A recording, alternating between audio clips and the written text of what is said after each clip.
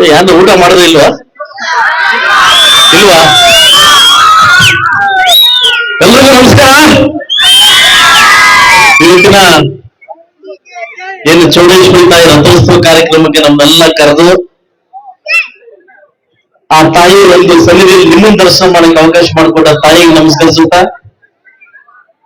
ಹಾಗೂ ನಮ್ಮ ಜೊತೆಯಲ್ಲಿ ಕಾಡೇಪಲ್ಲಿ ನಾಗರಾಜನವರು ನಮ್ಮ ಜೊತೆ ವೇದಿಕೆಯಲ್ಲಿ ಹಂಚ್ಕೊಂಡಿದ್ದಾರೆ. ಹಾಗೂ ನಮ್ಮ ಜೊತೆ ವೇದಿಕೆಯಲ್ಲಿ ನಮ್ಮ ಸಾಮೇಗೌಡರು, ರವಿಪುತ್ರ ಸರ್ ಅವರು, ಲಕ್ಷ್ಮಣರು, ಬಾಬಣ್ಣವರು, ಹಾಗೂ ನಮ್ಮ ಸುಬ್ರಹ್ಮಣ್ಯವರು, ನಮ್ಮ ಉದಯವರು, ಹಾಗೂ ನಮ್ಮ ಈಗ ತಾನೇ ಮದುವೆ ಆಗಿರ್ತಕ್ಕಂಥ ನಮ್ಮ ಸತೀಶ್ ಅವರು, ಕೇಶವ ರೆಡ್ಡಿ ಅವರು, ಜಯಪಟ್ಟನವರು, ಗಣಪಣ್ಣವರು, ಎಲ್ಲ ನನ್ನ ಮುಖಂಡರಿಗೆ ಹೊಂದಿಸುತ್ತಾ, ವೇದಿಕೆ ಮೇಲೆ ಮತ್ತೋರ್ವ ಕಾರ್ಯಕರ್ತರಾಗಂತ ಅಶೋಕ್ ಅವರು ಕೂಡ ಈ ಕಾರ್ಯಕ್ರಮದ ರೂವಾರಿಗಳಾಗಿದ್ದಾರೆ, ಹಾಗೂ ನಮ್ಮ ಮಂಜಣ್ಣವರು ಕೂಡ ರೂವಾರಿಗಳಾಗಿದ್ದಾರೆ. ಎಲ್ಲ ನನ್ನ ಸುತ್ತಮುತ್ತಲಿನ ಗ್ರಾಮಸ್ಥರ ಯುವಕ ಮಹೋತ್ಸವಕ್ಕೆ ಯುವಕರು ಈ ಕಾರ್ಯಕ್ರಮಕ್ಕೆ ಮೆರುಗು ಕೊಟ್ಟಿದ್ದಾರೆ. ನೀವೆಲ್ಲರಿಗೂ ಶುಭಾಶಯ ತಿಳಿಸ್ತಾ, ಏನು ಇವತ್ತು ಕಾರ್ಯಕ್ರಮದಲ್ಲಿ ಆರ್ಕೆಸ್ಟ್ರಾ ಬೇಕು ಅಂದಿದ್ದಕ್ಕೆ ಖಂಡಿತವಾಗ್ಲೂ ನಿಮ್ಮೂರಿಗೆ ಏನಾದ್ರೂ ಮಾಡ್ಕೊಡೋ ಸಿದ್ಧವಾಗಿದ್ದೀನಪ್ಪ. ಕಾಡೇಪಲ್ಲಿ ಬೇರೆಲ್ಲ, ನಾನು ಬೇರೆ ಅಲ್ಲ. ನಾನು ಸೋತಾಗಿದ್ದು ನಿಮ್ ಜೊತೆ ನಾನು ಕಾಣ್ತಾ ಇದ್ದೀನಿ, ಮುಂದೆಲ್ಲ ಇರ್ತೀವಿ. ನನ್ನ ಸರ್ಕಾರ ಇರ್ಲಿ, ಸರ್ಕಾರ ಇಲ್ಲದೆ ಇರ್ಲಿ, ನಿಮ್ಮ ಮನೆಗೆ ಬಂದು ಊಟ ಮಾಡ್ಕೊಂಡು ನಿಮ್ಮ ಮಗುವಿಗೆ ನಾನು ಇರ್ತೀನಿ. ಯಾವತ್ತೂ ನನ್ನ ಶಾಸನ ಗರ್ವ ಪಡೋದಿಲ್ಲ, ನಿಮ್ಮ ಮನೆ ಮಗುವಾಗಿರ್ತೀನಿ ಅಂತ ಯಾವತ್ತು ನನಗೆ ಈ ಊರಿಗೆ ಅಭಿನವ ಸಂಬಂಧ ಇದೆ. ನಿಮ್ಗೆ ಗೊತ್ತಿರ್ಲಿ, ಕಾಡೇಪಲ್ಲಿ ಅಂತಂದ್ರೆ ಇಡೀ ತಾಲೂಕು ಗೊತ್ತು. ಅದು ಯಾರಿಂದ ಅಂದ್ರೆ ನಾಗರಾಜರಿಂದ, ಹೌದಲ್ವಾ? ಹೌದಾನೆ? ಬಹುಶಃ ಏನಾದ್ರು ಆ ನಾಗರಾಜನ ಬಗ್ಗೆ ಕಾಡೇಪಲ್ಲಿ ಇಲ್ಲದೆ ಇದ್ರೆ ಆ ನಾಗರಾಜನಿಗೆ ಶಕ್ತಿ ಇರ್ತಾ ಇರ್ಲಿಲ್ಲ, ಹೌದಾನೆ?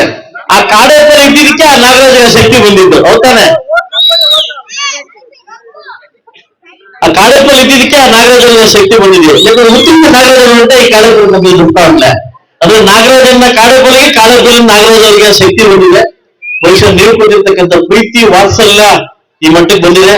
ಈ ಕಾಡೇಪಲ್ಲಿ ಜನ ಬಹುಶಃ ನಾನು ಹೇಳ್ಬಾರ್ದು, ನಾನು ಸೋತಾಗ ಕೂಡ ಸುಮಾರು 4 ಲಕ್ಷ ಓಟ್ ನಂಗೆ ಬಂದಿತ್ತು, ನಾನು ಗೆದ್ದಾಗ ಕೂಡ ಅದಕ್ಕಿಂತ ಹೆಚ್ಚೇಂಶ ಬಂದಿತ್ತು. ಬಹುಶಃ ಯಾವುದೇ ಮರದ ಕೂಡ ಈ ಊರನ್ನ ನಾನು ಮರೆಯಾಗಿಲ್ಲ. ಯಾಕಂದ್ರೆ ನನಗೆ ಅನ್ನ ಕೊಟ್ಟಿರ್ತಕ್ಕಂಥ ಊರು. ಆಗ್ಲಿ, ನನ್ನ ಸರ್ಕಾರ ಇಲ್ಲ, ಇವತ್ತು ಕಾಂಗ್ರೆಸ್ ಸರ್ಕಾರ ಇದೆ. ಕಾಂಗ್ರೆಸ್ ಸರ್ಕಾರ ಇರ್ತಕ್ಕಂಥ ಎಲ್ಲಾ ದುಡ್ಡು ಗ್ಯಾರಂಟಿ ಹೋಗ್ತಾ ಇದೆ, ಯಾವುದೇ ಕಾರಣಕ್ಕೂ ಅನುದಾನ ಕೊಡ್ತಾ ಇಲ್ಲ. ಅದೆಲ್ಲ ನೋವು ನಿಮಗೆ ಗೊತ್ತಿದ್ರಿ.